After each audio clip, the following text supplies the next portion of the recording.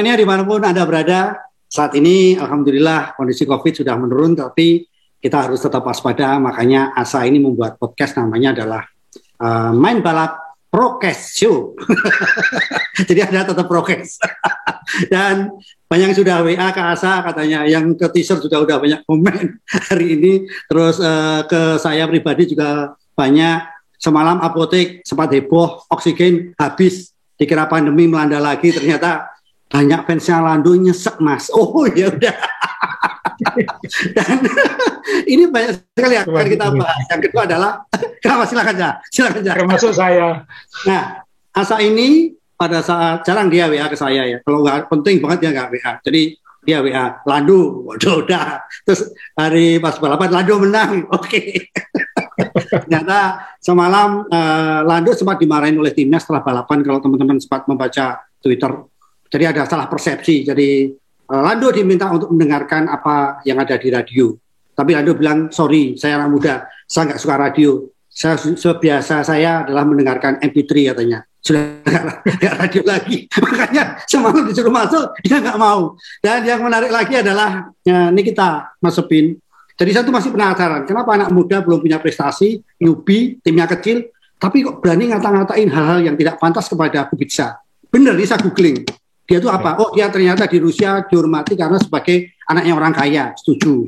Yang kedua ini yang teman-teman baru tahu, ternyata Mas Sepin adalah anggota KGB. Ini yang saya baru tahu. Ini seru ini itu. KGB singkatan dari kakean gibah.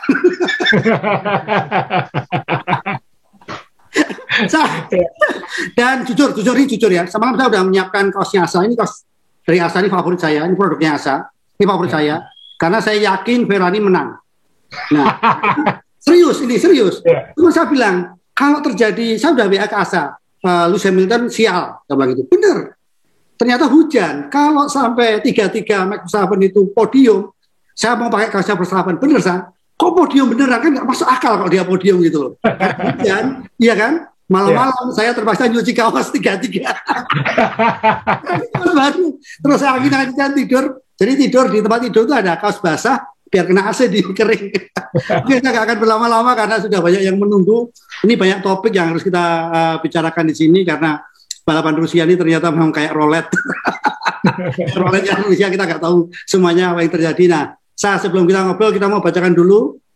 Ya, jadi hasil lomba mungkin bukan hasil lomba yang 2 lap sebelum finish kan nggak kayak gini. 2 lap sebelum finish nggak kayak gini. Tapi ternyata akhirnya orang ini lagi, Hamilton menang untuk yang ke-100, Verstappen mana finish kedua, ya. Jadi ini 2 orang ini udah finish 1-2 itu 23 kali. Ya. Jadi Sainz luar biasa, tetap bisa finish di podium, kemudian yang McLaren akhirnya Ricciardo yang nomor 4, Bottas yang nggak tahu ada apa kemarin, ini juga menarik dibahas, kok nggak ada perlawanan waktu disalip Verstappen, apakah ngabut, apakah karena disuruh jagain Verstappen dia malah salahnya aku dikirim ke belakang, sering lewat aja gitu kan, kita nggak tahu. Alonso yang kita tahu pembalap pengalaman kalau hujan-hujan gini pasti bagus. Jadi ada Alonso, ada Raikkonen yang pengalaman-pengalaman ini masuk 10 besar. Ya, betul. Perez sekali lagi mungkin mengecewakan untuk penggemar Red Bull. Russell nggak tahu kenapa kok dapat poin terus sekarang. Jadi udah 4 dari 5 lomba ya dapat poin. Iya. Ya ini hasil yang buat Williams ini progres yang luar biasa. Tapi ya tadi Lewis Hamilton meraih kemenangan ke-100 dalam karirnya. Ya. Mungkin nggak akan terpecahkan, tapi kita dulu ngomong seperti itu tentang Michael Schumacher yang menang lebih dari 90 kali, tapi ternyata sekarang ada yang menang 100 kali. Jadi rekor adalah dibuat untuk dipecahkan. Jadi entah berapa belas tahun lagi ini bisa terjadi, tapi saya kira minimal 1 dekade ke depan nggak ada yang akan memecahkan itu. Klasemen masih ketat, seperti kata Mas Dewa tadi, Verstappen bisa naik podium, start nomor 20, finish nomor 2. Itu dahsyat luar biasa. Luar biasa kan? Dan Verstappen akhirnya mampu meminimalisasi kerugian poinnya. Kan dia antisipasi bakal kehilangan banyak poin di sini karena harus ganti mesin dan lain-lain. Tapi ternyata pada akhirnya hanya ketinggalan 2 poin. Dan Rusia, Sochi adalah sirkuit terburuk untuk Verstappen dan Red Bull. Jadi setelah ini hanya beberapa lomba tersisa. Seharusnya Red Bull lebih kompetitif kalau dibandingkan dengan Mercedes. Sehingga ini adalah kabar yang sangat baik untuk Verstappen, kabar yang sangat baik untuk Red Bull kejar juara dunia. Tentunya adik Norris yang seharusnya kemarin naik ke peringkat 3, sekarang masih peringkat 4. Dan di belakangnya masih tidak banyak berubah, kira-kira gitu. Di klasemen konstruktor, Mercedes memang makin kuat ya, karena mungkin bisa jadi berbagi gelar ini di akhir musim. Karena sekali lagi Perez tidak bisa memenuhi kebutuhannya Red Bull. Jadi ketinggalan poinnya 33 poin. 33 poin itu sama kayak 1-2 ya. 1-3 atau 1-4. Jadi cukup sulit lah ini untuk Red Bull mengejar Mercedes kecuali terjadi sesuatu. Catatan khusus Mas Dewo, Lewis Hamilton belum ganti mesin. Nah, itu. Jadi nanti akan ada satu lomba di mana Hamilton yang harus buang lomba. Kapan itu kita harus menunggu. Siapa tahu jatah apesnya diambil di akhir kan kita nggak tahu seperti apa. McLaren dan Ferrari masih ketat, meskipun McLaren kemarin menjauh sedikit lagi, tapi ini masih sangat ketat. Dan sirkuit-sirkuit setelah ini belum tentu menguntungkan McLaren seperti 2 lomba terakhir. Yang hebat adalah Alpine, sekarang peringkat 5 dan solid kayaknya peringkat 5. Siapa nyangka kan ternyata AlphaTauri memang masih banyak kendala belakangan. Aston Martin belum konsisten. Williams hebat apapun akan sulit lah mengejar ke atas. Sehingga persaingan 1-2 seru, 3-4 lebih seru, 5-6 ini mungkin 5-6-7 kayaknya sudah mulai settle ya. Tidak akan banyak berubah mungkin, kita lihat nanti. Tapi sebelum kita bahas soal adik Norris, yang saya termasuk yang sesak napas kemarin, ya memang ini pembalap benchmarknya sekarang ya, gold standarnya tanda tangan Lewis Hamilton. Iya, tadinya mau untuk kado teman, tapi dipikir Eman ya. Saya kemarin, saya kemarin sempat sudah hampir 2 tahun saya nggak ke kantor saya kemarin ke kantor cuma mau lihat. Yang di dinding saya itu tanda tangan paling banyak siapa? Lewis Hamilton saya. Oke, saya kembali ke Lewis Hamilton yang mencapai 100 rekor ini. Mungkin Kak Asa tadi bilang Michael aja dulu kita nyesek udah males Michael terus. Sekarang ini lebih banyak saya. Ini menurut Asa gimana saya? Ya inilah kita dari episode dulu juga berkali-kali bilang kalau mau mengalahkan orang yang satu ini harus sempurna kan, Mas. Sempurna. Jadi, karena dia pasti nemu cara atau diberi cara untuk tetap menang. Itu yang namanya juara dunia atau juara itu punya faktor X ya, yang namanya Champions Luck ya. Sehingga dia mau apes kayak gimana ya menang. Nah, itu yang mungkin yang lain belum ada sekarang, dan Lewis Hamilton sudah ya 100 kemenangan kan tidak mungkin kalau tidak ada faktor X-nya itu. Dan saya termasuk bersyukur karena dulu datang di lomba pertamanya dia waktu pertama kali ikut F1 tahun 2007, waktu dia masih anak-anak. Dan kalau kita ingat dia dulu umur 6 tahun pernah mendatangi Ron Dennis, bosnya McLaren, bilang saya nanti kalau besar mau nyetir untuk timmu waktu itu ke McLaren. Dan dia sekarang siapa yang nyangka ya 2021 dia sudah menang 100 lomba dan bisa jadi kalau berhasil ya 8 kali juara dunia. Jadi benar-benar jadi pemegang rekornya F1 dalam banyak hal. Itu yang salut. Jadi apapun tidak ada yang sesebel apapun, semangkel apapun, setidak suka apapun, inilah standar emasnya F1 sekarang. Yang memang yang muda-muda ini harus ngeroyok dia kan. Sama seperti dulu Michael Schumacher dikeroyok Montoya, Kimi Raikkonen, dan lain-lain. Ya, sekarang Lewis Hamilton dikeroyok oleh Lando Norris, kemudian Max Verstappen. Semalam ya. Depan Russell. Karena qualifying-nya aja kan luar biasa itu. Qualifying itu sudah happy gitu. Dalam artian buat saya ya, saya penggemar Lando, saya bilang nggak perlu diulangi terus. Ya diulangi terus lah, saya penggemar Lando. Dan Hamilton membuat kesalahan saat kualifikasi, kesalahan yang sangat-sangat fundamental maksudnya masuk pit nabrak dinding. Itu kan sesuatu yang sangat fundamental. Terakhir kali dia seperti itu kan, ingat waktu kita di Shanghai dulu Mas Yo, dia gagal jadi juara dunia kan waktu itu. Oh betul ya. Saya waktu dia datang kan, betul. Shanghai. Hujan, masuk pit dan melintir waktu itu. Nah ini jangan-jangan dia nggak jadi juara dunia karena kesalahan yang sama gitu. Nah ternyata tapi dia tetap kalem. Waktu setelah qualifying di depannya kan dia kan Mas Dewo bilang berondong semua di depannya itu kan katanya. Dan yang di depannya ini nothing tulus semua gitu. Semuanya belum pernah menang. Jadi yang paling menakutkan untuk pembalap senior seperti Lewis Hamilton lah pembalap-pembalap di depannya ini nggak ada yang takut semua ini karena semuanya ngejar kemenangan pertama. Gitu. Nothing tulus semua. Dan saya waktu itu sempat WA sama teman juga, ini jangan-jangan nanti Hamilton malah setelah start nanti malah mundur posisinya. Kenapa? Karena startnya belakangan kan Mercedes kurang bagus Mas Yo.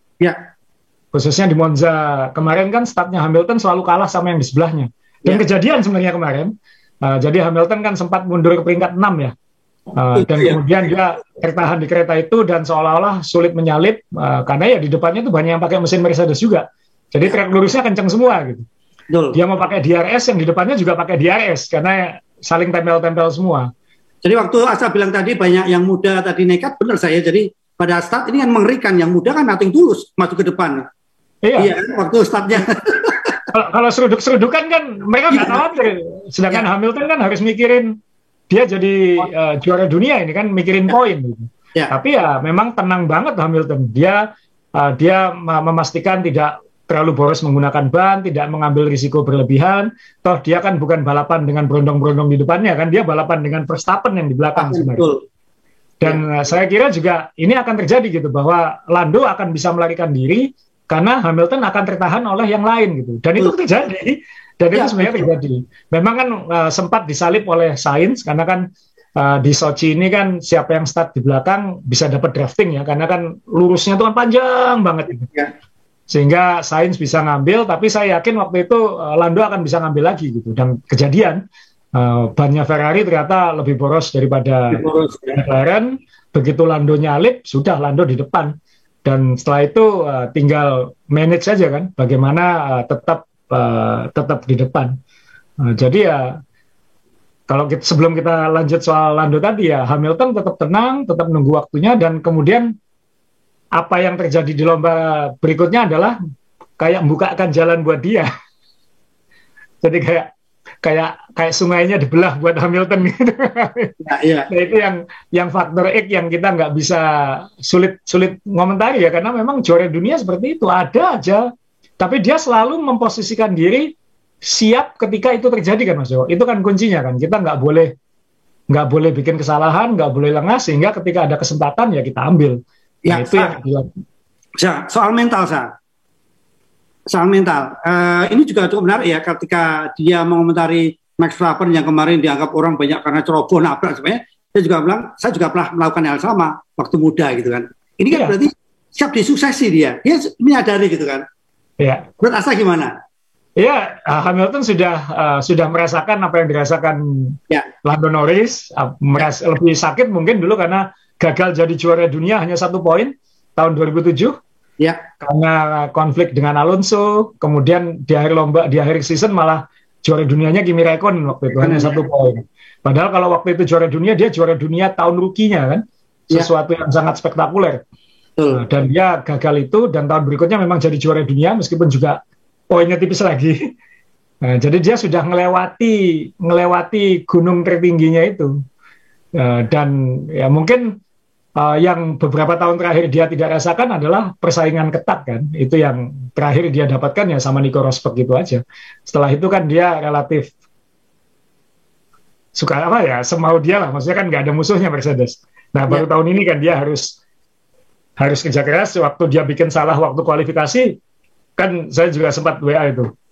Jangan-jangan karena Hamilton ini lama nggak dapat saingan, jadi begitu dapat saingan mungkin agak ada sok-soknya dikit juga gitu. Tapi ternyata kan ketika lomba malah dia yang nyari sempurna gitu. Dia tidak membuat kesalahan, dia tenang.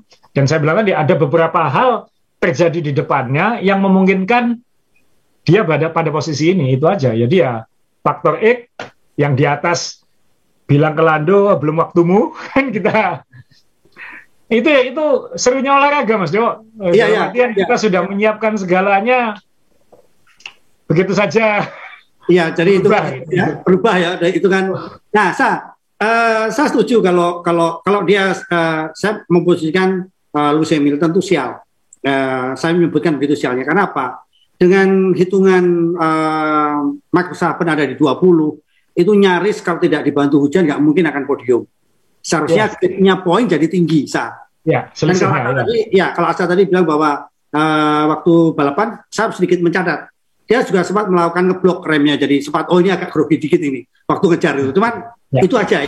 Yang lainnya, yang menurut saya bebannya bayangkan waktu kualifikasi dia harus melintir. Bayangkan itu kan, sial-sialnya itu udah diambil di depan. Tapi tadi menurut saya sial dia. Karena apa? Max Verstappen bisa nempel terus. Menurut Asa gimana Ya itu nanti kan kita selalu bilang ya berkali-kali di podcast ini Mas Jo. Kalau nanti kejuaraan dunia ini ditentukan hanya 1-2 poin. Bayangkan ada begitu banyak 1-2 poin yang diraih karena faktor-faktor X itu kan. Misalnya seandainya Verstappen jadi juara dunia 2 poin misalnya, atau 1 poin. Ya gara-gara hujan kemarin juga kan. Bisa ya. Atau karena fastest lap-nya Gasly beberapa lomba yang lalu. Atau kan ada banyak hal-hal 1 poin kecil-kecil ini yang nanti kalau juara dunianya ditentukan hanya 1-2 poin, dan itu sangat mungkin terjadi loh sekarang. Dengan situasi ini sangat mungkin terjadi. Ya jangan-jangan hujan lebat yang 2 lap sebelum finish itu yang mungkin mengantarkan Verstappen jadi juara dunia. Kan kalau kita mau hitung kecil-kecilnya kan seperti itu. Jadi ya kalau dari sudut pandang itu ya Hamilton apesnya ya kena hujan itu juga berarti, meskipun dia menang tapi nantinya kalah juara dunia ya gara-gara hujan ini juga kan. Iya. Itu yang tapi ya sulit ngomong balapan kemarin itu karena kan semuanya sudah berlangsung. Kalau kita nulis skenario itu sudah lancar gitu, tiba-tiba kertasnya habis. Itu yang lampunya mati. Tapi ini menarik ya. Saya juga akhirnya menyimpulkan Rusia yang saya pikir negara yang dingin tuh karakternya orangnya dingin karena memang serba rahasia, karena tanda petik gayanya antara blok barat dan timur berbeda. Tapi ternyata negara yang asik dan kreatif dibanding Belgia. Belgia itu nggak menarik menurut saya. Kalau semalam Rusia itu menarik, hujannya itu beda. Kalau Belgia biok gitu, kalau dia nggak, Rusia itu ngeprank, udah. Kerajar. Ini siapa yang kemarin setelah Grand Prix Belgia berdoa hujan tapi jangan banyak-banyak. Banyak. Yang banyak. Sekarang hujannya kesedikitan Mas Dewo. Iya, tapi ngomong-ngomong hujan kenapa sekarang kok asal sempat mikir ini nanti hujan. Ini loh P3 gagal karena hujan gitu. Ya kalau P3 gagal karena hujan ya pindah partai lain saya bilang gitu. Gimana Mas Asa? Ya. Ini juga karena kan kemarin qualifying pun sempat terancam hujan kan Mas Dewo, sehingga terancam batal juga pindah ke minggu pagi. Jadi ya sebelum kita ngomong soal faktor-faktor yang bikin Hamilton menang dan Norris kalah, ya kita ngomongin soal hujan ini dulu. Hujan bukan sesuatu yang menyenangkan buat F1 sekarang. Setelah saya coba riset dan coba lihat dari komentar-komentar dan analisis tim-tim, kayaknya memang ada banyak faktor yang bikin ini harus segera dikoreksi. Saya kira ini akan dikoreksi lah tahun depan atau setelahnya. Satu, mobil F1 sekarang lebih besar daripada 10 tahun yang lalu. Daripada ketika 2006-2007 misalnya, mobilnya lebih besar kan. sehingga itu lebih memakan ruangan. Jadi ketika hujan ngeblok airnya itu lebih banyak.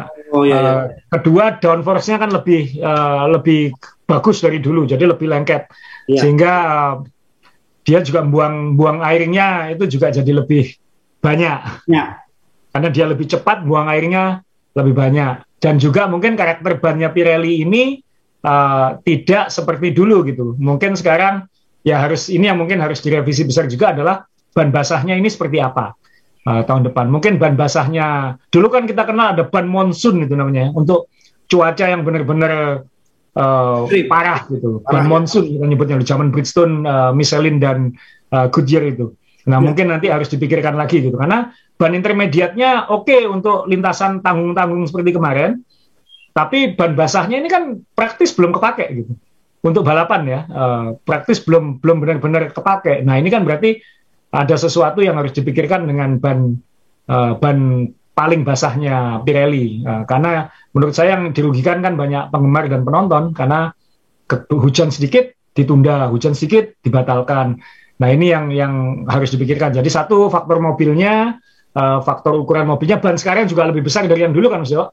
Ban-ban F1 sekarang kan lebih besar dari yang beberapa tahun yang lalu, sehingga dia buang airnya juga lebih banyak, sehingga yang di belakang makin tidak kelihatan. Jadi harus ada solusinya, bukan hanya ban, tapi juga harus secara holistik ini harus dipikirkan lagi. Kenapa dulu bisa balapan hujan, sekarang nggak bisa? Apapun safety kan nomor satu ya. Tapi kan masa seperti ini kan juga bukan sesuatu yang disukai oleh F1. Iya. Nah, itu yang harus diselesaikan. Nah, moga-moga nanti tahun depan. Kenapa Mas Dewa? MotoGP aja loh, saya rodanya 2 aja masih berani, hujan kayak apa masih berani, ya kan? Ini hebat. Aduh. Agak beda ya, maksudnya roda 2 itu kan membelah air, Mas Jo. Nah, mobil F1 itu kan bannya lebar, dan ban polos itu, ban slick itu akan lebih lengket karena permukaannya lebih banyak menempel. Kembang-kembang pada ban itu gunanya kan untuk buang air. Ya. Jadi ketika bannya makin besar, meskipun kembangannya banyak kan, tapi dia bisa ngapung di atas air. Jadi namanya aquaplaning gitu. Nah, ini yang harus dipikirin ya. Ban-ban monsun dulu nyebutnya, ban-ban cuaca buruk itu yang harus dipikirkan di F1. Mungkin karena sekarang nggak ada perang ban ya, jadi Pirelli mungkin tidak ada tekanan untuk menciptakan ban yang lebih seru untuk penonton. Nah, ini yang moga-moga tahun ini sudah jadi pembicaraan di F1. Moga-moga ada solusinya supaya tidak terulang kekecewaan di Belgia. Dan ya untungnya kemarin tidak sampai ganggu, tapi mungkin sekarang kalau mau hujan, doanya apa dong Mas Yo? Hujan kebanyakan nggak jadi balapan. Hujan kesedikitan terlalu mengubah hasil hanya dalam 2 lap. Iya, ya ini doanya nggak bisa bersatu, tergantung dia fansnya siapa. Kalau dia Mercedes ya udah bebas, hujan nggak apa-apa, dia di depan itu. Kalau ini doanya tergantung fansnya nih, umatnya ini.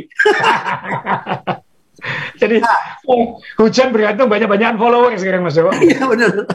Saya potong Jadi waktunya kan mepet. Ini yang penting-penting belum dibahas. Jadi terpaksa saya potong ya. Mohon maaf.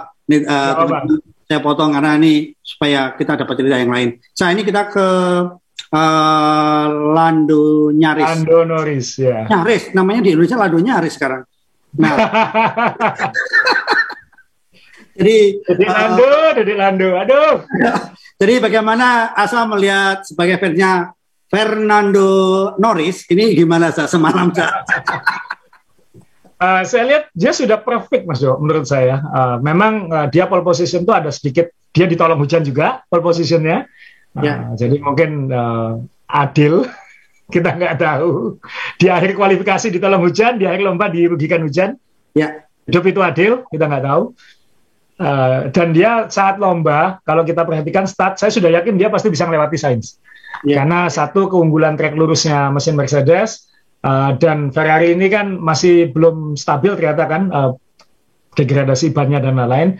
Dan betul, begitu Lando nyalip Sainz nggak bisa ngelawan, dan Sainz kan sudah ngomel bannya lebih cepat habis dari dugaan, sehingga Sainz harus masuk pit jauh lebih dulu daripada Lando. Maksudnya selisihnya belasan lap ya antara Sainz dengan Lando ganti ban sama-sama medium, itu kan keterlaluan selisih. Kalau selisih 3-4 lap mungkin masih oke. Ini selisihnya 1 lap 14 atau 15, yang 1 lap 27. Itu kan jauh sekali. Nah, Lando eksekusi itu dengan baik. Di saat Lando dan Sainz ini di depan, mereka dapat keuntungan 8-9 detik di depan grupnya Hamilton kan, yang tertahan oleh George Russell. George Russell dan teman-teman Williams ini trek lurusnya kenceng gitu. Mungkin beloknya nggak selincah yang lain, tapi trek lurusnya kenceng, sehingga yang di belakangnya ini nggak ada yang bisa nyalip gitu. Termasuk Lewis Hamilton tertahan kereta ini juga gitu. Nah, tapi dari situ saya lihat, ini kalau Hamilton sampai lepas ke depan, udah kelihatan dia nggak bisa nyalip Ricciardo, Mas Yo. Ada Ricciardo kan di situ. Ya betul. Jadi betul, kalau betul. Misalnya Lewis bisa ngejar Lando pun, saya yakin Lando akan bisa nahan. Kenapa? Sudah terbukti oleh Ricciardo di belakang yang bisa menahan Lewis. Meskipun mungkin faktor dia dapat DRS juga, sedangkan Lando kalau mimpin mungkin nggak dapat DRS. Tapi pada logikanya adalah McLaren punya kecepatan cukup di trek lurus untuk membendung serbuan Mercedes gitu. Tapi kemudian saya mulai deg-degan waktu pit stop. Kenapa? Pit stopnya Ricciardo, Mas Jo. Iya. Ricciardo pit stopnya lambat, ada masalah. Kan sekarang dengan prosedur pit stop baru itu kan harus ada sesuatu yang diinputkan manual sebelum lampunya hijau kan. Ya. Jadi kalau ada masalah-masalah akan lebih human error gitu. Kemungkinan human errornya akan lebih terjadi. Sehingga ketika Ricciardo ini pit stopnya lambat, ketika dia keluar dari pit stop, dia di belakang Hamilton. Betul. Padahal dia seharusnya punya peluang di depannya Hamilton. Dan kalau dia bisa di depannya Hamilton, ini akan bantu Lando Norris di depan gitu. Jadi, waduh, benteng satu hilang. Kan ya kalau kita main tadi kan ada benteng satu hilang ini gitu. Karena yang lain kan akan kesulitan bendung Hamilton. Dan kejadian kan yang lain nggak bisa bendung Hamilton. Ya. Beda gitu. Harus mobilnya McLaren yang bisa bendung Hamilton ini. Lalu kemudian semua ronde pit stop terjadi, Lando Norris dengan kecepatannya yang stabil konstan itu, pit stopnya termasuk yang terakhir. Kemudian tinggal kita lihat waktu itu, wah Hamilton 0,8 detik per lap lebih cepat. Waduh, kalau 1 detik per lap, ini 5 lap kena ini. Gitu. Maksudnya, tapi ya ini ujiannya. Waduh, Lando nanti ketika ditempel Hamilton punya DRS, Lando nggak punya ini. Ya. Jadi kan, wah ini tantangannya. Bisa nggak De Lando ini nahan monster seperti Lewis Hamilton? Betul. Dan ternyata kan bisa gitu. Kita nggak usah ngomong ya, karena hujan mulai turun lap 47 itu kan. Hamilton memang dekat-dekat terus, tapi ternyata Lando punya alasan, Mas Jo. Dia bilang dia waktu itu menghemat bensin. Dia memastikan menghemat ban, menghemat bensin, supaya nanti ketika tarung, dia punya senjata banyak gitu. Jadi anak muda ini sudah mikir juga gitu. Aku nggak apa-apa dikejar sekarang, tapi aku menghemat apa yang aku punya. Jadi nanti ketika tarung, aku nggak habis. Kalau ini sama-sama gas-gasan dan ini mendekat terus, nanti ini habis ya, kan bahaya gitu. Dan banyak Norris kan seharusnya kan memang lebih lama ya, selisih beberapa lap kan, 3-4 lap lebih baru daripada Hamilton. Dan itu akan jadi senjata di lap-lap akhir gitu seharusnya. Dan kita lihat, meskipun Hamilton itu 1,21 detik, tapi lihat mobil McLaren keluar dari tikungan terakhir, Mas. Luar biasa. Jadi 1 detik, begitu keluar tikungan terakhir, ketika di detection point-nya DRS, 1,3. 1 detik lagi, 1,3 lagi. Ketika dekat pun, habis itu di atas 1 detik lagi. Jadi, Lando tahu caranya mendung Hamilton. Dan dia in control. Jadi, saya ngeliat, wah ini aman, menang ini. Tapi terus mulai muncul omongan, hujan mau turun. Aduh, udah kayak gitu aja. Dan harus diingat, Lando dan Hamilton ini selisihnya dengan yang nomor 3 kan puluhan detik kan. Betul. Sebenarnya punya, dua-duanya mau pit stop, tetap keluar di depan yang nomor 3 seharusnya. Nah, stop. Saya mau tanya, Sa. Ini kalau ini andai-andai ya, berandai-andai. Jika Lando tidak mendengarkan MP3 tapi mendengarkan radio dan mau masuk, berarti kalau masuk kan beriringan dengan Lewis Hamilton.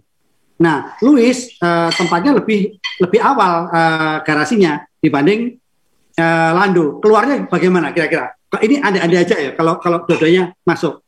Minimal 50-50, Mas Yo. Kan tetap bisa tarung. Gitu. Dan kita lihat Lando di lintasan basah jago banget loh. Jadi kalaupun kalah minimal podium kan, nomor 2 kan. Iya betul, Mas. Iya betul. Tapi kan kita harus ingat ketika kita balapan, saya kira ini berlaku untuk segala balapan ya. Kalau kita di depan, itu sebenarnya posisinya sulit, Mas Jo. Ini MotoGP juga sama. Kalau hujan MotoGP, pembalap yang di depan kan yang menentukan kapan ganti ban atau tidak, atau bendera merah atau tidak, atau balapan terlalu berbahaya kan pembalap di depan yang menentukan kalau MotoGP. Kalau F1 kan pembalap di depan ini kan tidak bisa bereaksi pada siapapun di depannya. Dia akan harus benar-benar memutuskan sendiri, masuk pit stop, ganti ban atau tidak. Lewis Hamilton kan satu, aku nggak perlu menang. Yang penting aku di depan Verstappen. Kemudian Lewis Hamilton juga, kalau dia masuk, aku masuk. Kalau dia enggak, aku punya opsi. Nothing tulus, Mas Jo, karena selisih punya tabungan satu pit stop dengan yang di belakang. Ya kan? Karena Hamilton mau pit stop, keluar tetap nomor 2. Ya. Jadi dalam posisi itu yang saya bilang tadi, Hamilton menempatkan diri di mana dia dibukakan jalan atau membuka jalan gitu. Jadi ya ini matangnya tim juara dunia dan pembalap juara dunia kan di sini. Dan di situasi itu yang nomor 2 lebih enak memang, karena aku tinggal mengikuti apa yang dilakukan depan atau aku gambling sendiri gitu. Toh seandainya gamblingku gagal, aku tetap di depan Verstappen. Aku kan tidak wajib menang. Ya. Beda dengan Lando, aku belum menang. Saya ingin terus ngutip omongannya Carlos Sainz waktu finish kedua di Monza tahun lalu, Mas. So near yet so far. Sudah bau-bau kemenangan ini sudah tercium, tapi kok jauh. Itu kan lebih apa ya? Aku harus ngambil kesempatan ini. Ya. Jadi dan ini kan sama-sama ya, sama-sama di kontak radio, pit stop, sama-sama nolak kan. Hamilton juga nolak. Lando bilang no, kayak gitu, sama-sama nolak. Tapi kemudian Mercedes maksa kan, harus masuk kamu, karena itu tadi, yang penting bukan menang, yang penting cover Verstappen. Bayangkan kalau Hamilton nggak pit stop, Mas Jo, disalip Verstappen dia. Iya. Bisa jadi, iya kan? Nah, sekarang oke, ini kan mungkin Luis juga mungkin tidak mengira kalau Verstappen akan kedua itu iya, kita saking fokusnya ke Lando sama Luis. Iya. Kok Verstappen yang di belakang? Nah, sekarang tapi saya pengen tahu dengan kejadian Lando ini, Asa melihat bagaimana? Ini anak muda ngeyel, namanya juga harus belajar salah, harus juga punya gambling, mungkin juga dia ingat Binder dengan KTM-nya hujan-hujan sendiri. Iya kan? Itu juga ternyata mampu. Tapi saya juga senang waktu Asa tadi bilang Norris ini punya kemampuan manajemennya bagus. Jadi kalau dia di tikungan lebih cepat dikejar jauh lagi, dia punya senjata, nanti kalau diserang di akhir saya punya ban lebih bagus, BBM lebih siap. Nah ini seperti kalau kita lihat Peko lawan Marquez, sama dengan kayak gitu kayak anak muda yang itu. Kembali ke masalah tadi, seorang Lando ini mentalnya gimana sih? Kalau melihat teman itu kenakalan yang wajar atau timnya juga gelo kecewa banget gitu. Gimana sih? Kalau Lando sih ngomong sih salahku, karena tetap apapun dia yang memutuskan tidak masuk kan, tidak masuk pit, itu tetap pada akhirnya Lando yang tidak membelokkan setirnya kan, Mas Jo. Ya. Timnya sudah ngasih opsi dan Daniel Ricciardo ngambil opsi itu dan bisa finish nomor 4. Jadi sebenarnya mungkin karena tim ini lama nggak menang ya Mas Dewo ya. Jadi mungkin McLaren juga tidak bisa memaksakan kemauan ke Lando. Kan kalau Mercedes dipaksa ini, Hamilton masuk gitu. Percaya sama tim. Yang lihat radar kan tim. Pembalap kan cuma lihat apa yang dia lihat di depannya, Mas. Iya, betul. Dan harus kita ingat, sejak lap 47 itu sebenarnya sudah hujan. Tapi hujannya itu hanya di satu bagian lintasan. Dan di bagian yang lain itu kering. Jadi Lando kan, kalau yang di tempat basahnya masih seperti itu, aku nggak masalah, aku pakai ini aja gitu. Kan Lando tidak melihat radar, Mas. Di setirnya, di dashboardnya kan nggak ada. Peta radar itu kan nggak ada. Yang punya radar itu kan tim. Tim, ya, betul. Tim yang harusnya tahu hujannya akan lebih deras atau tidak, itu kan tim. Lando nggak akan tahu. Ini bedanya dengan MotoGP. MotoGP kan nggak pakai radio seperti dia. Iya. Harusnya kan tim, kalau kita lihat fotonya fotonya ketika hujan ya. Ya. Nah ini kan sudah nggak mungkin, kalau hujannya sudah seperti ini kan nggak mungkin. Ya. Ini udah nggak mungkin gitu. Jadi cuman kan Lando hanya melihat apa yang dia lihat di depannya. Lando tidak tahu kalau hujan di sana lebih deras, dan ini hujannya kan hujan yang apa ya maksudnya? Jadi kayaknya hujannya sedikit, tapi tiba-tiba kayak ada ember tumpah sekali gitu kan mungkin. Ya, tidak merata ya. Tidak, ember tumpah di satu bagian gitu. Ya. Dan kalau kita lihat dari F2 dan lain-lain kan, kalau hujan sirkuit ini beberapa bagiannya kan banjir. Kan ada di F2 kalau lihat di sosial media itu ada yang kebanjiran garasinya segala macam itu. Nah ini sirkuit kan seperti itu karena sirkuit ini kan datar maksud, tidak ada ondulasinya, jadi mungkin apa ya entah itu seperti apa, tapi ketika hujan dan sirkuit ini mulus banget, sirkuit kalau mulus banget biasanya kalau hujan malah lebih serem, lebih licin. Ya. Nah, itu jadi Lando kan tidak melihat gitu. Ketika datar, ketika kering kita lihat dia dengan mudah ngontrol Hamilton. Lihat di foto ini, dia dengan mudah ngontrol Hamilton. Hamilton kelihatan di belakang dekat, nggak masalah dia bilang gitu. Aku tahu di mana harus melarikan diri. Aku tahu di mana harus oke ya di sini dia akan mendekat, tapi aku menjauh di sini. Yang penting menjauh sebelum titik DRS kan. Itu kan yang penting kan. Titik DRS kan sebelum garis start di sekitar garis start finish ini kan. Ya. Nah, setiap kali lewat situ 1, jadi dia pasti aman sampai finish. Tapi begitu lintasannya ini saya tunjukkan, begitu lintasannya basah, ya buyar semuanya, buyar. Dalam artian dia ya Lando mungkin harus lebih mendengar ke timnya juga mungkin harus lebih berani memaksakan. Kan itu kalau misalnya nggak ada aturannya, nggak ada aturannya, nggak ada itu ada klausulnya, nggak ada. Nggak ada. Sama kayak pelatih ngomong di pinggir lapangan, kalau pemainnya di tengah lapangan nggak mau nurut kan sama aja. Iya. Ini kan apa ya, dua arah, komunikasi dua arah. Ya itu indahnya sport kan, olahraga. Jadi kita ada faktor-faktor yang kita nggak bisa prediksi. 2 lap lagi maksudnya, dia kemenangan itu sudah di depan mata, baunya sempen sudah kecium. Iya.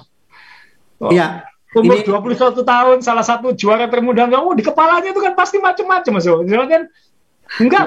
Dan kalau saya bisa memposisikan diri, kalau saya lagi nyetes itu, lintasannya banyak yang kering kok, yang basah kan cuma bagian itu. Iya.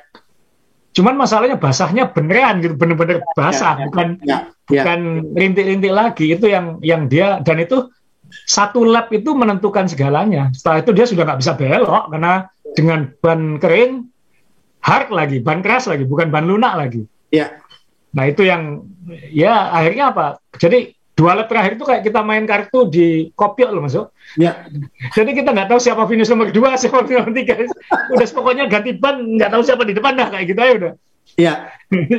Iya benar-benar saja. Jadi benar-benar apakah ini salah Lando? Ya dan tidak.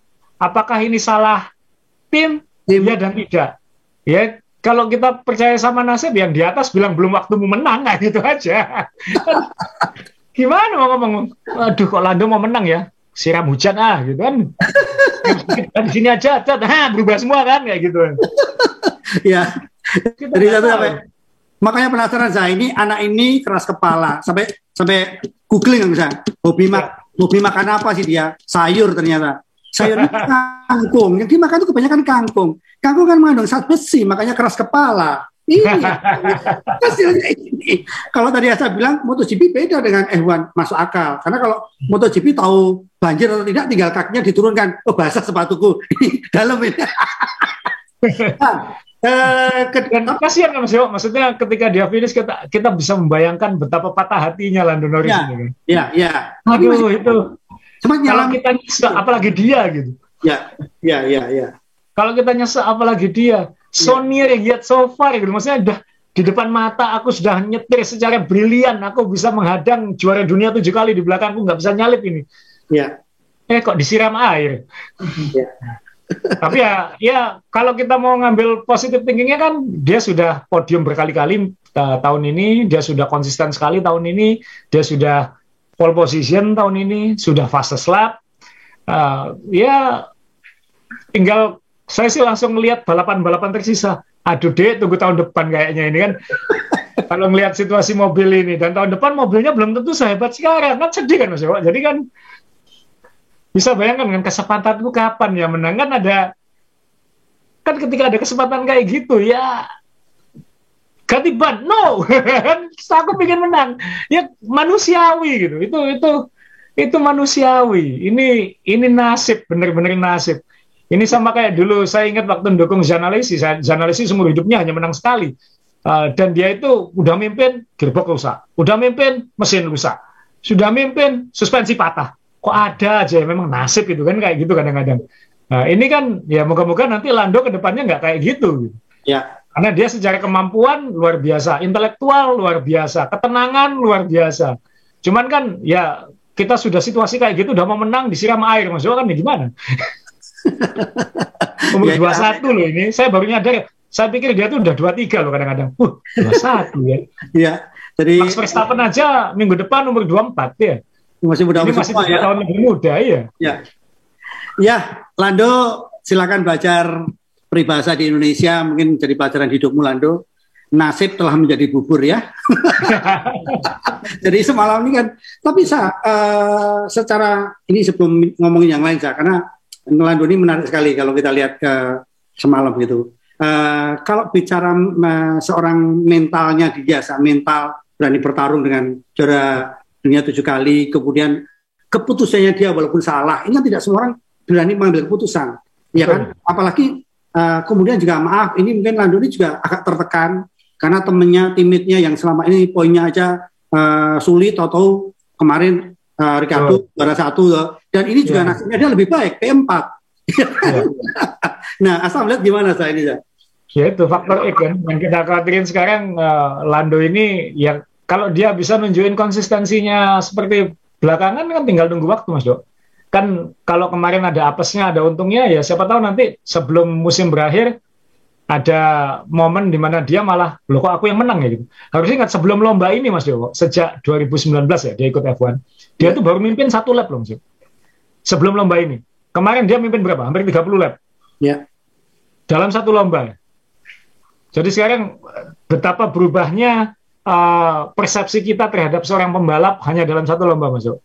Dulu dia hanya mimpin 1 lap dan naik podium aja udah senang, sekarang dia nggak menang, kita semua kecewa. Maksudnya penggemarnya ya, itu sangat kecewa. Itu yang satu yang pasti buat Lando adalah hasil kemarin itu, meskipun dia nggak menang, dia akan mendapatkan banyak fans baru, dia akan mendapatkan fansnya akan makin cinta sama dia. Karena sekarang punya sakit bersama, punya ikatan emosional yang lebih dekat dengan dia, dan diberi keyakinan, fansnya ini diberi keyakinan bahwa dia ini pembalap yang hebat, tinggal nunggu waktu. Kan meskipun kemarin dia mulai hebat, kita nyenengin dia kan belum tentu karena kemampuannya kan, kita mungkin nyenengin dia karena lucu, ramah, apa adanya, nggak jaim, ya kan? Saya pertama suka Lando kenapa? Ya karena itu, bukan karena dia, mungkin saya tahu dia hebat, tapi kan kita belum tahu benar dia hebat seperti apa kan. Tapi kepribadiannya kan kita suka, saya suka. Ini pembalap yang memberi warna di F1, yang karakternya memberi warna, dan itu baik untuk F1 ke depan. Tapi sekarang saya bukan hanya suka Lando karena dia lucu, saya jadi pengen Lando menang karena ya sudah waktunya dia menang, karena dia sudah nunjukkan kemampuan, dia sudah di satu sisi mungkin nilai ujiannya kemarin mungkin bukan 100, tapi sudah 90 misalnya. Kan tinggal ngeruntuhkan tembok terakhir untuk menang itu. Mungkin kalau begitu satu tembok ini runtuh, habis itu gampang kan. Kan banyak yang bilang kayak gitu. Kalau sudah meruntuhkan satu tembok, yang lainnya akan lebih gampang. Nah, dia tinggal ngedor pintu kemenangan ini aja gitu. Pole position sudah, podium ketiga udah berkali-kali, podium kedua sudah sekali. Tinggal menang aja sekarang gitu. Kalau nanti sudah ngeruntuhin menang, yang ngeruntuhin juara dunia kan, itu yang tembok yang sekarang dihadapi Max Verstappen. Gitu aja. Nah, bisa bayangkan dia umur 21, Verstappen minggu depan 24, ya 10 tahun ke depan kita sudah tahu lah tokoh-tokoh utamanya F1 siapa ini kan. Apalagi McLaren trennya naik terus gitu. Moga-moga tahun depan tidak melorot. Tapi Lando Norris dapat banyak pengagum yang bukan penggemar dia pun, penggemar Lewis Hamilton pun, apalagi kalau orang Inggris sekarang punya calon idola baru kalau nanti Hamilton pensiun. Antara Lando Norris atau mungkin nanti George Russell seperti itu. Nah, tinggal tunggu siapa. Dan ternyata ya mungkin Asa tadi benar juga ya. Ternyata kan DOD-nya juga jatuhnya ke Lando ya, bukan ke Max Verstappen ya saya semalam ya. Ini apakah bahwa irisan-irisan itu karena simpati tadi ini dari depan? Bisa jadi. Iya kan? Bisa jadi dan mungkin sudah terlanjur vote Norris karena hanya 2 lap. Karena 2 lap terakhir mungkin sudah terlanjur vote Norris, kita nggak tahu. Yang jelas 2 kemarin driver of the day-nya ya. 1 Norris karena dia menunjukkan kemampuannya di depan seperti itu di depan Hamilton. 2 Verstappen, start nomor 20. Start nomor 20, finish nomor 2. Ya. Di luar mungkin Bottas kemarin. Nah, Bottas ini kan mungkin ngambek kan Mas Yo, kan dia seharusnya start nomor 7 tetap punya potensi menang, kok disuruh ke belakang. Barusan ganti mesin disuruh ganti mesin lagi. Nah, ini politik ya, menurut Asa. Ini kan menarik juga gitu. Saya curiga politik Mas Yo. Karena ini saya nunjukin fotonya ya Verstappen tetap finish nomor 2. Karena Verstappen paling senyum kemarin. Ya. Bottas ini kok tiba-tiba disuruh ganti mesin yang seharusnya nggak perlu. Mungkin ada yang bilang katanya mesinnya di Monza itu juga bermasalah, kan kita nggak tahu. Ya. Dengan mungkin disuruh ngeblok ini mungkin untuk menjamin ini nggak maju ke depan. Tapi ketika ditempel sama Verstappen gampang banget nyalipnya. Betul. Lebih sulitan Lando nyalip Sainz daripada Verstappen nyalip Bottas. Iya, betul. Mungkin ya, tapi kalau saya jadi Bottas kan Bottas sudah nggak penting. Aku tahun depan nggak di sini kok. Aku udah nggak boleh menang kok. Dan ketika komentar dia kayaknya cuek-cuek aja gitu, ketika diwawancarai sebelum lomba segala macam dia kayaknya udah ya kayak sudah nggak peduli gitu kan Mas Yo. Iya. Atau mungkin MPP ini bisa jadi bumerang buat Mercedes kan ke depan. Ya betul juga saya pikir malah MPP jadi diberi kesempatan masa persiapan pensiun dari Mercedes gitu. Jadi kalau dia nanti di Alfa Romeo itu bagaimana rasanya disalip gitu. Makanya dia udah salipan aja deh. Nanti dia bisa gak sakit hati gitu kan. Nah, karena saya yakin penggemar F1 pasti kaget lah lihat begitu mudahnya Bottas disalip oleh Verstappen. Ya. Kan minimal gangguin lah, kan itu kan bisa timmu bisa gagal juara dunia gara-gara satu manuver kemarin itu. Ya. Gitu ya. Jadi ya. Tapi ya Verstappen ya ini mungkin juga tanda-tanda Verstappen juara dunia. Oh, kan ada faktor lucknya Verstappen juga ada mungkin. Iya.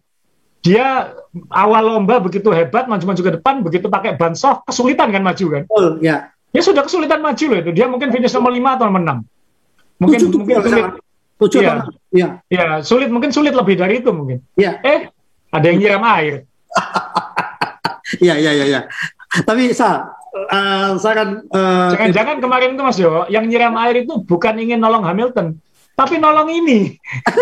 Nolong Verstappen. Kan kita nggak tahu nanti kalau dia juara dunia hanya 2 poin kan ya ini. Iya, makanya saya kan bilang kenapa DOD bukan Max, karena ya itu tadi nggak mungkin dari 20 bisa 2 itu nggak mungkin. Kalau kita ngomong kering nggak mungkin, dia aja posisi 6 atau 7 bisa masuk itu. Nah ya kan. Nah makanya saya bilang sempat WA Asa sebelum balapan Lewis Hamilton sial. Ya sial, dia podium 1 tapi sial. Karena apa? Max mendekat sehingga perebutan masih seru kan? Iya, hanya 2 poin. Hanya 2 poin. Setelah belasan lomba hanya 2 poin. Nah, waduh luar biasa. Nah, satu ini kan mau tidak mau kita harus ngomongin Ferrari, kasih porsi karena terus terang aja jujur Ferrari podium 3 ini rasanya kalau di orang Italia itu udah kayak tersiram air es lah gitu kan kalau orang di sana. Jadi Ferrari ini membuat trending di Italia karena kuda jingkraknya. Ya di Indonesia juga trending, tapi bukan kuda jingkrak, kuda poni. Tapi akunnya sudah pelakunya sudah diambil yang berwajib gitu ya. Jadi di Indonesia kalau di Google silakan kuda poni gitu kan. 17-an ke atas sih. Sorry. Sorry. Saya nggak ngikutin. Kalau saya kan ngikutin politik capek, udah ngikutin kuda poni aja. Nah, kembali ke Ferrari, apa yang terjadi antara Leclerc dengan Sainz? Karena harusnya Sainz ini kan, maaf ya, pembalap kedua saya selalu bilang seperti itu. Tapi kenapa ini yang lebih moncer, Ya Leclerc kemarin kan ganti mesin juga Mas Yowa, jadi harus start paling belakang sama-sama Verstappen. Sainz, ya siapa nyangka dia bisa nomor 3 lagi. Dia kan sempat kayaknya maksimal nomor 5, kan itu kan betapa menyakitkannya, dia start nomor 2 kok finishnya nomor 5. Akhirnya tetap naik podium. Ya itu tadi, yang nyiram air itu timingnya pas banget ngacaknya itu. Sehingga luar biasa memang kekuatan yang nyiram air itu tuh, ya kita memang sebagai manusia harus faktor X tadi dari tangan Tuhan harus selalu berserah kepada yang menyiram air. Iya. Nah itu ya. Hingga ini Ferrari memang progresnya luar biasa, tapi kan Ferrari ini tidak ada dia sirkuit istimewanya itu kan yang kayak Monaco, yang sempit-sempit, yang banyak tikungan pelan. Ya. Seharusnya di Sochi ini seharusnya bukan, sehingga kemarin Sainz kan juga termasuk yang tertolong siraman air juga waktu kualifikasi, sehingga dia bisa start nomor 2. Ya. Sehingga dan ketika lomba kan bebannya dibandingkan dengan tim-tim lain kan termasuk paling boros gitu, sehingga dia bisa nomor 3 ini termasuk keajaiban juga. Ya, mungkin Ferrari apapun harus bersyukur. Dan ya setelah ini kan sirkuitnya setelah ini kan karakternya banyak mirip-mirip ini kan. Turki mirip dengan Interlagos Brazil yang naik turun, flowing, tikungan cepat, tikungan medium. Amerika juga begitu, naik turun, tikungan cepat, tikungan medium. Yang Abu Dhabi mungkin nanti ya banyak tikungan-tikungan medium, sehingga mungkin Ferrari nanti akan kesulitan cari tempat untuk kembali bersinar. Kita nggak tahu. McLaren juga entah ya, karena dua sirkuit itu pasti kalau tikungan cepat yang mengandalkan downforce dan macam-macam pasti Red Bull dan Mercedes kita ngomong sekarang. Ini sudah 2 tim man to man sudah ini. Di lomba yang kita nggak tahu nanti Jeddah ya, Arab Saudi seperti apa ya, karena baru semua ya. Mungkin itu nanti McLaren bisa di situ karena ada trek lurusnya segala macam, tapi kita nggak tahu. Dan kita nggak tahu nanti lomba yang masih belum ditentukan itu apakah di Qatar, yang itu berarti juga banyak medium koridornya, atau jangan-jangan Bahrain seperti tahun lalu yang Sakir yang diambil luarnya aja yang kayak semi oval itu. Nah mungkin McLaren bisa ngambil di situ. Jadi ya Norris mungkin ya sedihnya itu di kapan lagi kesempatanku menang gitu. Ferrari juga mungkin sudah kesulitan habis ini. Ya kita sekarang mungkin fokus setelah ini adalah ya Mercedes versus Red Bull, Hamilton man to man versus Verstappen. Seru ini udah. Tinggal karena Bottas kayaknya sudah nggak mood bantuin, Perez mood pun kayaknya nggak mampu bantuin, ya. Sehingga man to man ini nanti, man to man yang seru. Yang jadi pertanyaan kan sekarang Mas Jo, kita nonton di mana ya? Nah, ini sebelum ke sana, memang ini pertanyaan penutup saya, Cuma sebelum ke sana, tolong direview sedikit, tim-tim lain yang biasanya mendulang poin kok semalam kesulitan. Sedikit-sedikit aja, karena waktunya udah mepet. Ya. Jadi, yang pasti sekarang Alpine dia punya aset hebat di sini, Alonso, sangat berpengalaman. Jadi kalau ada balapan-balapan dengan kondisi-kondisi seperti ini, pengalaman sangat menentukan. Jadi Alonso stabil banget kan kemarin. Kemudian Vettel seharusnya juga bisa berperan ke depannya. Tapi kalau melihat perebutan peringkat 5 tadi kayaknya ya memang Alpine, AlphaTauri atau Aston Martin. Tapi poinnya Alpine kayaknya punya tabungan cukup lah. Karena kan ini intinya akan berebut poin-poin sedikit-sedikit kan Mas.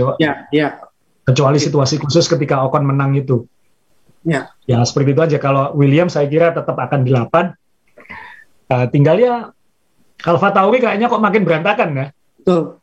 Itu yang, tapi kita semua tahu lah bahwa ya Tsunoda kan nggak bisa diandalkan untuk pengembangan dan stabilitas poin mungkin di karirnya sekarang. Gasly juga belakangan agak melorot. Ya tinggal ya itu di Alpine punya Alonso, yang menurut saya tetap salah satu yang terbaik di F1 sekarang. Ya. Oke. Kalau penggemar klasik ya nanti McLaren sama Ferrari ini kan. Tapi sekali lagi juara 3 kan mungkin nggak terlalu sepenting itu, apalagi McLaren sudah menang lah. Ya. Nah, sekarang pertanyaan saya ini yang tadi sempat sedikit mengganggu waktu saya ngobrol tadi. Kita nonton di mana setelah ini? Karena jujur kemenangan 100 kalinya Lewis Hamilton semalam tuh maaf ya tidak bunyi, kalah dengan pamitnya Fox. Tidak bunyi karena kalah dengan hujan. Ya kan? Tapi ya pertanyaannya adalah sekarang kita nonton di mana setelah ini, Kira-kira di mana, Ya, itu kita masih belum punya jawabannya. Saya bicara dengan Mas Arief Kurniawan, dia juga, saya nonton pakai satelit di rumahnya Om Ricciardo Gelael, katanya, wah curang kamu pakai itu. Ya, nanti kita masih menunggu. F1 tidak mungkin melupakan market Asia Pasifik ya, karena ya dia kan perlu pasar ini juga. Dia kan jualan juga, Mas Yo. F1 kan industri, dia pasti tahu kan, Fox Sports tidak akan menayangkan lagi kan, pasti tahu dan sudah tahu lama. Jadi dia mungkin akan punya solusi-solusi, dan salah satu solusi dia kan misalnya bisa aja ya, dia kan punya channel F1 TV itu aja. Mungkin nanti siapa tahu nanti kalau misalnya dalam seminggu ini mungkin tidak ada solusi untuk Asia Pasifik, ya diaktifkan aja itu. Mungkin untuk penggemar mungkin akan jangan kaget kalau solusinya itu. Saya sudah tanya ke, kan ada yang bilang juga moga-moga Mola TV bisa menayangkan. Saya kebetulan kenal baik dengan yang punya, teman saya juga, dan saya chatting sama dia sampai tadi ini, sampai 2 jam sebelum podcast ini saya masih chatting sama dia. Dia kebetulan lagi di Singapura, dan dia bilang nggak mungkin dengan harga F1 ini, nggak mungkin dia bilang, karena memang mahalnya luar biasa. Kecuali ada yang mau nyumbang uang sosial katanya segitu untuk tayangan F1. Karena kita ngomong berjuta-juta dolar. Oke. Berjuta-juta dolar itu kan, saya bisa nyebut angkanya lah, ini di atas 50 miliar nanti untuk siarnya ya. Dan jauh di atas 50 miliar. Jadi bukan hanya 50, jauh di atas 50 miliar. Oke. Lebih mendekat ke 100 miliar. Ya. Saya diulangi tadi, kalau terpaksa harus ke channel apa tadi Asa bilang? Dulu kan Asa bisa nonton. Ya, F1 ini kan punya aplikasi F1 TV ya. Kalau Anda download, ya kita tunggu aja di situ. Dan mungkin siapa tahu nanti F1. Saya dulu pengalaman waktu di Amerika, Mas Dewo. Dulu di Amerika kan juga sulit nonton F1. Ketika ESPN menghentikan menayangkan dulu, waktu saya masih di Amerika itu, F1 waktu itu masih pindah ke satelit TV, dan waktu itu masih belum umum, dari kabel ke satelit TV, dan waktu itu satelit TV belum bisa di mana-mana. Kita ngomong 25 tahun yang lalu ya ini ya. Kemudian F1 waktu itu memberikan solusi, ya ada promo-promonya begitulah yang membuat kita bisa nonton lebih murah untuk yang belum, tapi begitu channelnya ini lebih normal, baru nanti bayarnya juga lebih normal. Nah, mungkin nanti F1 siapa tahu, kan musim seperti ini kan, rugi kalau F1 tidak memasarkan musim seperti ini. Musim seperti ini belum tentu sekali dalam 10 tahun ya. Jadi siapa tahu dia nanti F1 tutup gelap mata, misalnya musim ini seru luar biasa, kita investasi untuk jualan tahun depan, kita gratiskan di YouTube misalnya. Kan ada banyak, enaknya F1 sekarang, F1 yang punya opsi, bukan kita. Kurang ajarin, F1 yang punya opsi, bukan kita. Ya. Dia kalau pengen aku investasi untuk sponsor-sponsor aku, kan dia juga punya sponsor. Dia punya Rolex, dia punya apa itu yang bensin Arab Saudi itu ya kan. Kemudian terus kemudian ada DHL, kan dia pasti ingin mempromosikan itu semua, kan dia tidak ingin kehilangan angka itu juga. Jadi ya mungkin untuk solusi jangka pendeknya dia pasti ada lah. Jadi saya kira untuk penggemar F1 tidak perlu khawatir, karena ada ratusan, saya yakin ada jutaan penggemar F1 di kawasan Asia Pasifik, yang kalau itu semua nyerang sosial medianya F1 atau menanyakan ke sosial medianya F1, kan pasti akan merespon itu.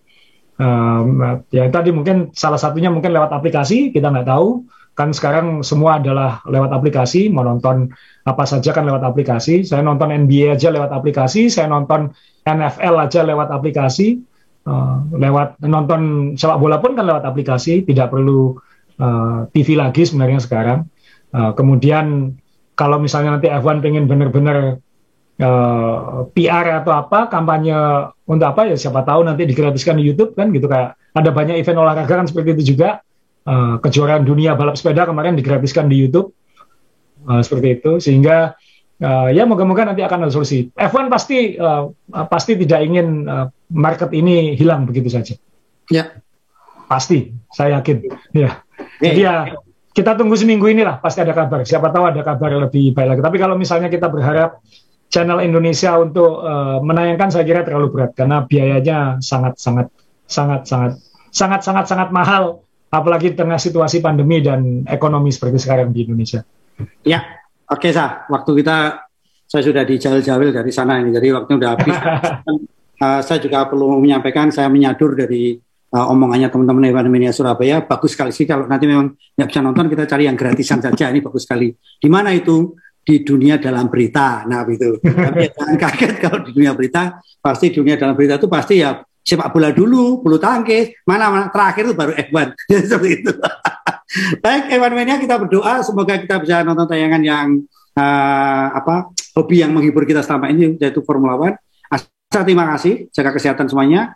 Karena waktunya kita sudah mepet, makanya jangan lupa kita tetap main balap broadcast Jadi pakai masker, jaga jarak, dan cuci tangan.